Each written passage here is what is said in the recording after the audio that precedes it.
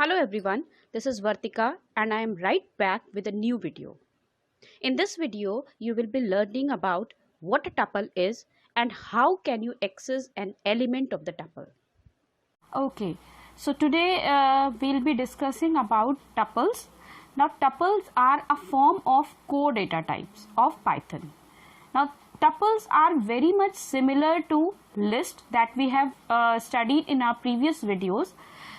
Just like list, a tuple also contains a group of values of different data types. But unlike tuples, these values are enclosed in parentheses, whereas in case of list they were enclosed in square brackets. Secondly, the list was considered to be a mutable data type. That means the values of the list could be changed at that place. Whereas when we are talking about the tuple is considered to be immutable data type, that is, its value cannot be changed at its own place.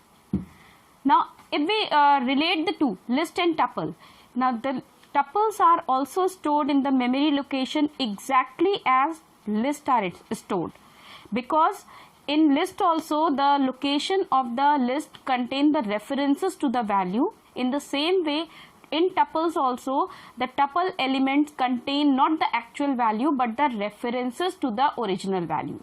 So if a tuple is created, now this tuple is not going to store this 10 over here, it is going to store the reference of 10 over here, reference of 3.5 over here, reference of A and reference of 17.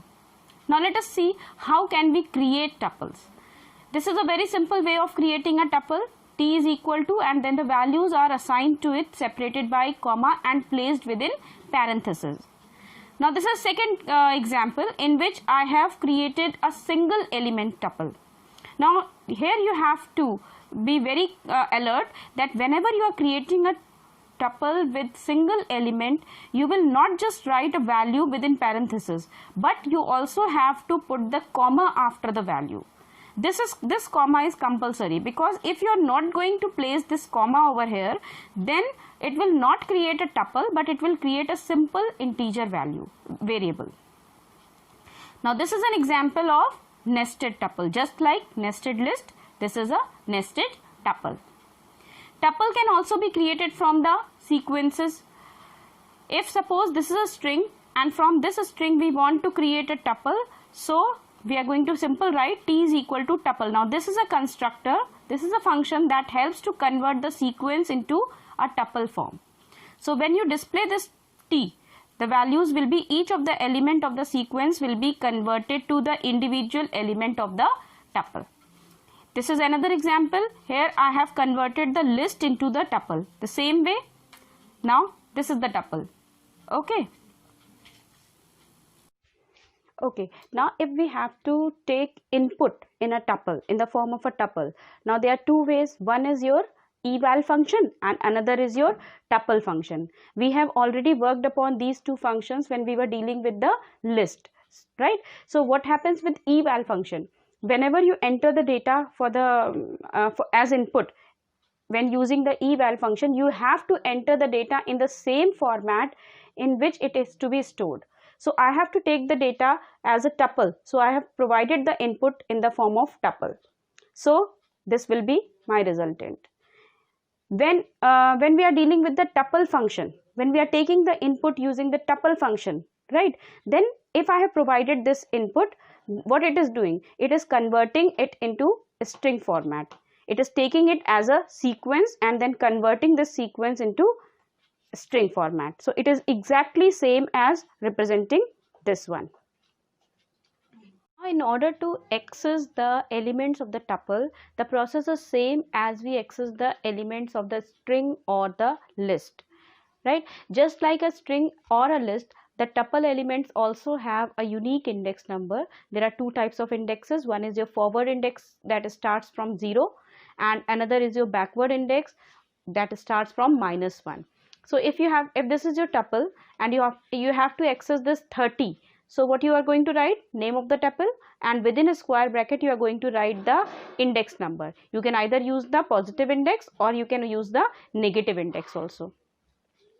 If you have to access all the elements of the tuple, then you can use a loop for a in t. Now what will happen, this loop variable will pick up one value of the tuple.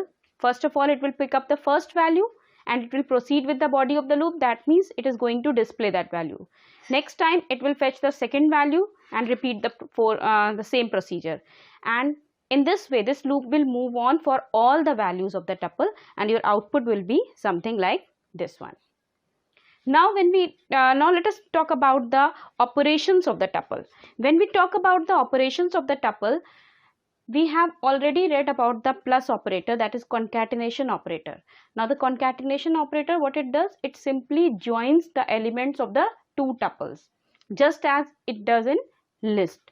So these are two tuples, T1 and T2, and T1 plus T2, it is joining the contents of the two tuples. So your resultant, if you print T3, it will be 1, 2, 3, 4, 5, 6, right?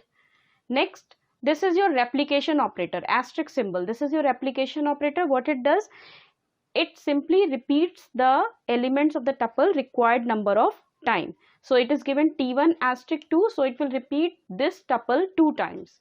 So in T2, when you display T2, it will be 4, 5 and 4, 5 again. Next, membership operators, in and not in.